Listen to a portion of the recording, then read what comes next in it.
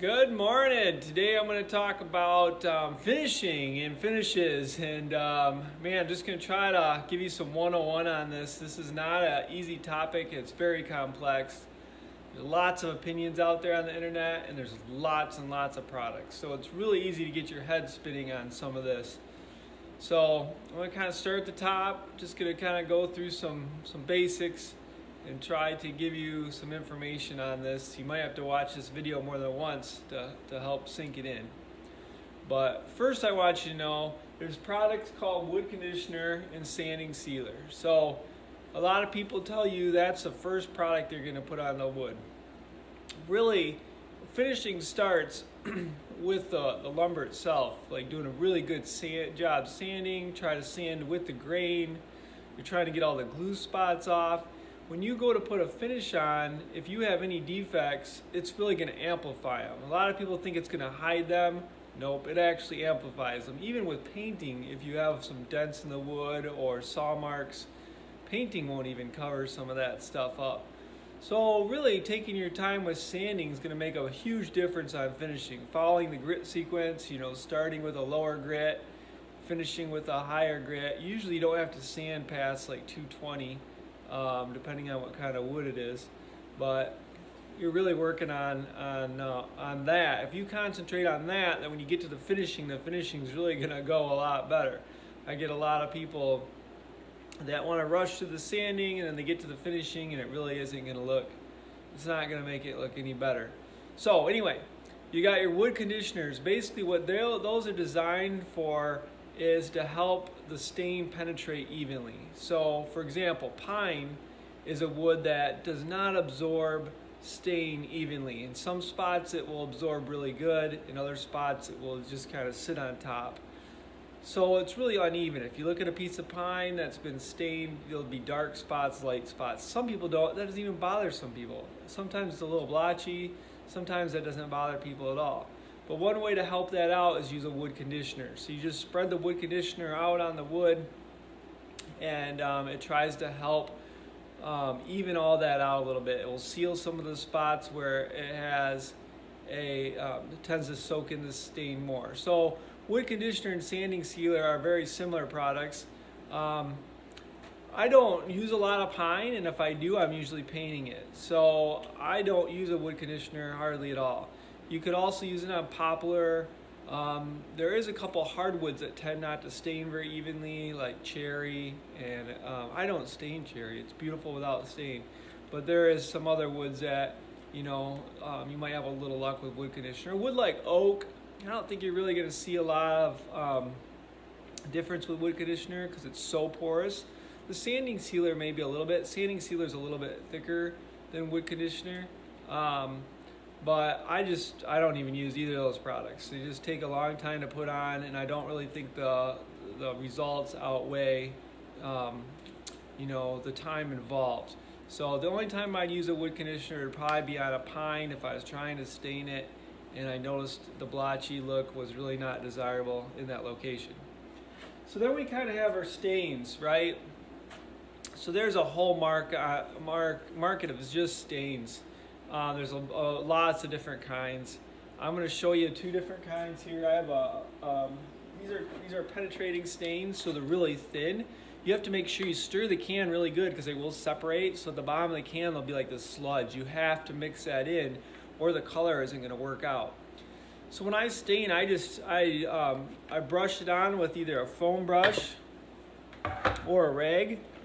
So I just take a high quality foam brush or a rag and I brush the stain on and I wipe it off pretty quick. Some people like to leave that stain on for a long time, and they have this belief that the longer you leave the stain on, the darker it's going to get. And I want to say I don't really think that's true. I think if you want a darker stain, you just choose a darker color. But you really, especially on your oaks and your ashes, you need to get that stain back off. So you wipe it on, then wipe it off with a nice clean rag. And your goal there is to remove it pretty quick, because if you get the stain deep into the pores of wood, it can actually bleed out later.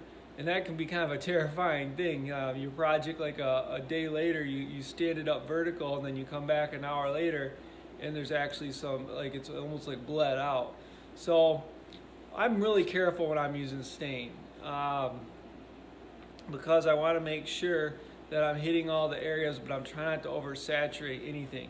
Another stain that's really nice is a wiping stain. So same thing, you gotta really stir this can, but this is a lot thicker stain, and you apply it with a rag or a foam brush again, and then you just you're wiping it into the wood, and it makes a really nice foundation for the finish.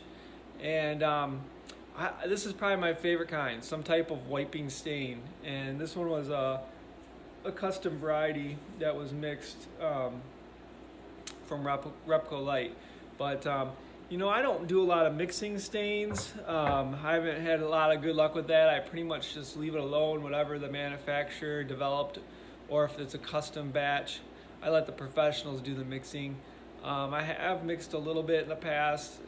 If you're mixing, you have to use the same kind, right? You're not going to mix different textures. You're just going to mix a penetrating stain with a different color penetrating stain. You're not going to try to mix like a wiping stain with a penetrating stain. I wouldn't do any of that.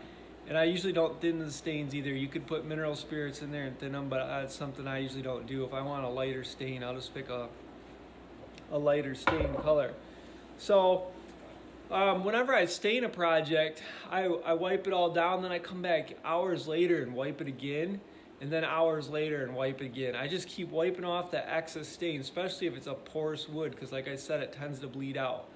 And then you have to be really careful with the rags, okay? You got to make sure your rags get, they can burn. If you have them all compressed, they can spontaneously combust. So I just chuck my rags outside. I let them just lay on the grass there, spread out, and let them dry up good out there. I don't keep them in my shop at all because I worry about a fire. So lots to know about stains. Most stains are going to be oil-based. There probably are some water-based stains. So the difference between oil-based and water-based is a water-based finish is going to add water into the wood. And an oil-based finish will add oil into the wood, obviously. And really, from my point of view, I do not want to add water into the wood because it tends to swell the wood and raise the grain, and it can, I don't know, man. I've used a lot of water-based finishes, and I'm really cautious. I'm really careful not to oversaturate them because I don't want to raise the grain. So the nice thing about a water-based finish is they're really easy to clean up. They're a lot more environmentally friendly, and you know, those are probably my favorite things about them. They are a little costly. Sometimes they're a little bit more. Sometimes they don't smell as bad. The odor will be a little bit less. So that kind of moves us to polyurethane. So polyurethane is your top coat. That's what you're going to put on to help protect the stain. Or if you choose to go without the stain, you can put this right on top of the wood. So we have, here is a water-based polyurethane.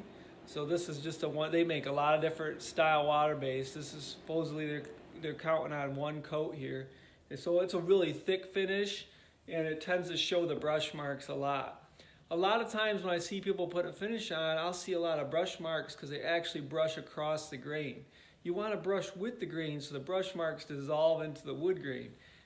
And I see that a lot. When I'm applying a finish, no matter if it's a water-based polyurethane or an oil-based polyurethane, I use a nice bristle brush. So this is not a nice bristle brush, okay? This is a really cheap one. A lot of times the bristles fall off and you have problems, but this is a really cheap one. So if you're trying to help a lot of people put a finish on, you're probably going to use this brush because you just simply can't afford a higher quality brush.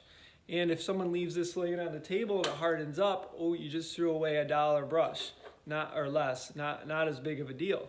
But this is really a high quality brush. This is what I use to apply my finishes, and this is a Purdy brush. It has really nice bristles, and they have ratings for different kinds of work that you're doing with them. And these brushes are awesome. But this is a $10 brush, so if you leave this on a table and it hardens up in an hour, you've just wrecked a $10 brush. But if you can keep this clean and keep it going well, it could last quite a few finishes. So what I do is after I get done putting a finish on, I soak it in some mineral spirits. I like this low odor stuff because I'm really sensitive to all these smells now. I don't like breathing any of these chemicals. So I use just a little bit of this mineral spirits, and I soak the brush in it for about 24 hours. And then I have this brush cleaner. So I put the brush in here, and I spin it, and it spins out any extra mineral spirits, and then I rinse it out really good with water, and I spin it a couple more times because I want it to stay nice and dry. So these are really handy. It's pretty cheap. These are pretty cheap. You can buy them on Amazon, but they're really great. I mean, they're probably under, they're under 20 bucks. And then I put the brush back in this container to help keep it nice and flat. Okay, so that's kind of, my goal here. This one needs oil. I can feel that. You have to put some oil in these things. When I do my finishes, so this is my oil-based finish over here. I have this is a wipe-on, so I can wipe this on. It's a polyurethane still. It's just a wipe-on polyurethane. So I put it on a rag and I wipe my finish down with this. And, it's a really thin. When the wipe-ons are a really thin finish. So you might not desire this because you want a little bit of a thicker finish, and you have to do several coats to achieve something a little thicker. So now here is same thing. You got to really stir the can good. You're trying not to shake the can because that's going to add extra air bubbles. But this polyurethane here, you can brush it on nice and thick. You go with the grain and then let it sit for quite a while. So that's another concept. A lot of people rush these finishes. They'll put on one coat, and then they'll want to put on another coat in like 3 hours, and they'll want to try to sand. If you sand the polyurethane too soon, it tends to smear. It just does not really sand right. So to do a really good finish, man, you're going to put on a coat of finish, and you're going to wait at least 24 hours. And this is gonna just like kills people, And then if it's dry enough, you're going to sand it with, like 320 grit or 360 grit, or I like to use something in the 300s. You're going to sand that, you're going to wipe it off, and you put another coat on. Sometimes, even 24 hours later, I'll go to sand it. I'm like, it's not dry. It's just too humid in the air. I need to wait another 24 hours, and that's just one coat. So a lot of my customers, I try to explain them, like, if you want me to put the finish on your project, I'll be happy to do that, but it's pretty much doubles the cost. Because I usually have as many hours into putting a finish on as I do actually building the project. Because, be honest with you, with all my experience over the years, I've become pretty efficient at building the project. But when it comes to a finish, you really can't speed a finish up. I am finishing it about the same speed as I was finishing 20 years ago. I'm not really, my level of speed on putting a finish on has not really increased. But my level of building stuff has increased significantly than 20 years ago. So I can build something way faster, but it takes me the same amount of time to put a finish on. So then we have our spray finishes. So this is just polyurethane in a can. And the nice thing about a spray finish is they go on really nice and even, and you can hit some difficult spots. And if you do a good job, do some really nice thin coats, it really is a nice way to finish off a project.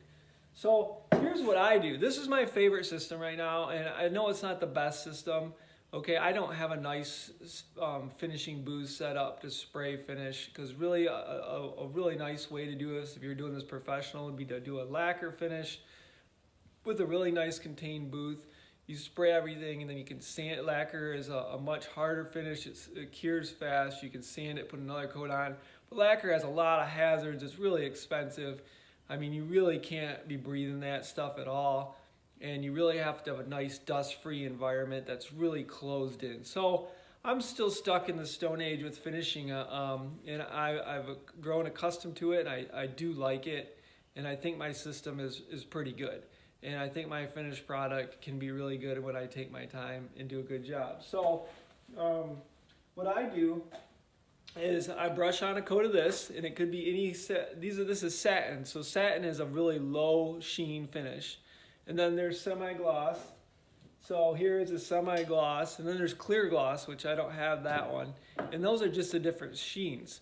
So you can kind of mix sheens a little bit but I usually just stick with the same sheen. So I'd use a clear satin for this, for the polyurethane. So I'm gonna brush all this on. I'm gonna let it sit at least 24 hours, and if it's ready to sand, when I'm sanding, it should really create a fine dust, and I shouldn't see a bunch of smearing. If I have a bunch of smearing, then I know I need to wait longer. So after I get my first coat done with this, I sand it, I put a second coat on. And then I let that dry, and then I sand it. And then I dust everything really good, clean it off really good, get all the dust from the finish, because it turns white when you sand the finish. You're gonna dust all that finish off.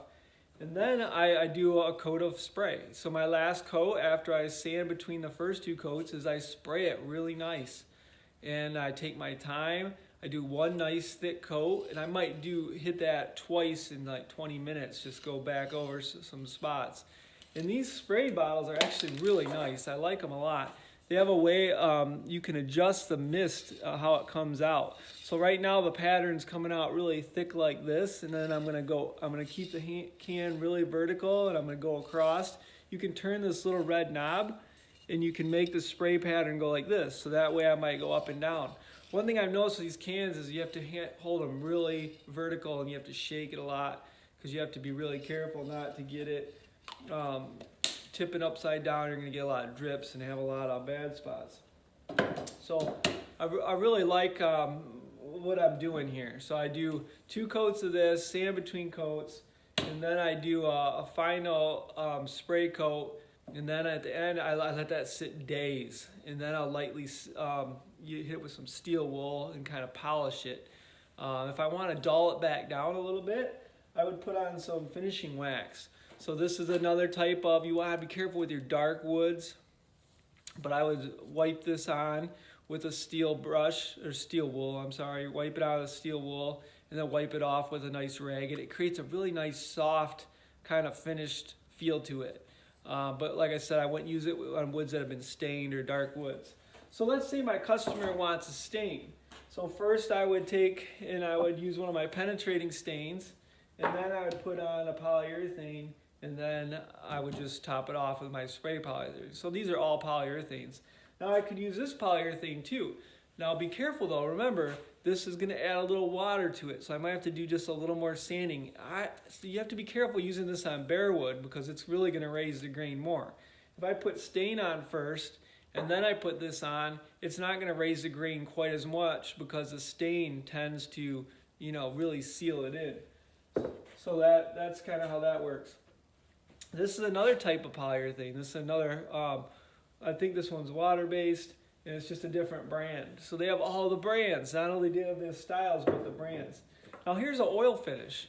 So I use this, the last thing I used this on was a holder to hold bananas. So we have a holder that you just put the bananas on to let the bananas, so they're not laying on the counter and they're getting bruised. And so this is just a really light finish. I use this on some carvings I did too, and it just brings out the grain a little bit, and the oil helps penetrate into the wood to help protect it from water, and that helps you out. But this finish is not really thick. You're not going to hardly know it's there, but it will add a little bit of protection that's really thin, kind of give it a really natural feel to it. So they have a whole bunch of these types of oil finishes. This one is really flammable. So like I talked about before, anytime you're using this finish, man, you cannot get a rag, get that rag. It will burn. So you need to get that thing in a safe container outside, but do not leave the oily rags around in your shop, because they will catch on fire and they'll burn. So I always wear gloves when I'm putting a finish on. I hate getting this stuff on my hands. It doesn't come off really good. I like the nitrate gloves. There's all different kinds of gloves you can use for this. I've really become better at wearing gloves. I also, when I'm sanding it, I like to wear gloves too, because that fine finish, I feel it working into my skin, and I wonder what that could do to once it gets in my blood, and I just don't think it's really that good to get on you. So even when I'm sanding, I wear gloves and I dust it off really good. And I can't stress enough, this is respirator time. When you're working on any of these products, you need to wear a good respirator. So I have several different respirators that I've tried and used over the years. And I have a hard time getting them to fit my face really good, because I have a really narrow face. So I have to really latch them down nice and tight. But, you know, as ridiculous as they are, man, they really do. They help, man. When you are done finishing, you don't want to be coughing and hacking the rest of the day. You can just feel that stuff deep into your lungs. So I take it serious. If you can smell it, that means you're breathing it. So whatever respirator you gotta do, sometimes like I have to shave so that way it fits nice and tight on my face, and it won't makes a good seal, it won't leak in. If you can smell it, that means you're breathing it. So you have to really adjust it and latch it down good, so that way you're not smelling it. And that becomes really difficult. Like, so there's times I'll be putting a finish on, I'll bend my head kind of weird, next thing I know, wow, I'm smelling that. So I'll push the mask back on, readjust it, and then I'll start to sweat in there, so then it starts to get unpleasant. So when I do my finishing, I try to just block off like an hour and a half. And I can really only wear the respirator for just over an hour, and then I'm just like, man, I'm done with this thing. So I don't try to do these marathon finishing projects for a whole day. You know, I just work at it for like an hour and then take a break, let that cure, and then come back in like another hour and do something else. Here's another, this is a foam roller, so it's a really tight nap foam roller, and sometimes you can apply some stains and finishes with this. If you apply finish with this, it's gonna add a lot of bubbles, but it's not bad for like a first coat. And then, you know, sometimes I'll apply it with this and go back through with a brush. I'll just take the brush real gently to knock the bubbles down. But this does help speed the things up a little bit, get that finish down on your project just a little bit more. So I've done, you know, I don't even know. I've used this system on so many projects now, and I've really put it through tests. Like our dining table right now has 3 coats of this on there and 1 coat of this on here. And man, my kids will forget and they'll leave like a whole puddle on the table, and I won't see it, and it'll be there for like 24 hours, just a puddle of something too long. I know it's ridiculous, but there'll be like a puddle on the table, and it does not. It works. I mean, it does. I'm really happy with how well it protects the wood. So you're protecting the wood from scratches when you put this stuff on. You're protecting the wood from just moisture in the air. So what a lot of people don't understand is that in the summer, the wood acts like a sponge, and moisture just starts to soak in. So, you know, a lot of people want to get lazy, and they're like, I just like the natural wood. I don't want to put a finish on. Or they'll just put a finish on one surface. So if this is the top of your table, you need to put finish on the top and the bottom. And they're like, well, why would I have to put it on the bottom? Because I'm not going to be using the bottom. I know, but the bottom's like a sponge. So let's say we just put finish on the top of the table, like 3 or 4 coats, but we don't put anything on the bottom. So what's going to happen is this is really going to seal it from the moisture really good. But on the bottom's going to act like a sponge, and it's going to soak in the moisture. So what it's going to do is it's going to expand the bottom, and it's going to make the table curl like this. It's going to make it warp really bad like this, because the bottom's going to soak it up and expand it, and the top's going to stay tight, and it's going to warp the table. So when I'm doing a table, I put almost as many coats on the bottom as I do the top. And it feels like a complete waste of time when you're doing it. You're wasting finish time. I understand. I don't even sand between coats though. When I put finish on the bottom, I don't sand between coats. I'm just building up that finish. I go a lot faster on the bottom. I don't worry about brush marks as much. I don't worry about drips. I just get that finish on. Now on the top, obviously, I'm doing a much better job. And then I don't usually use my spray finish on the bottom. because my spray finish is mainly just for looks, just to top it off. So I don't usually do that on the bottom. But you really should be putting finish on every surface.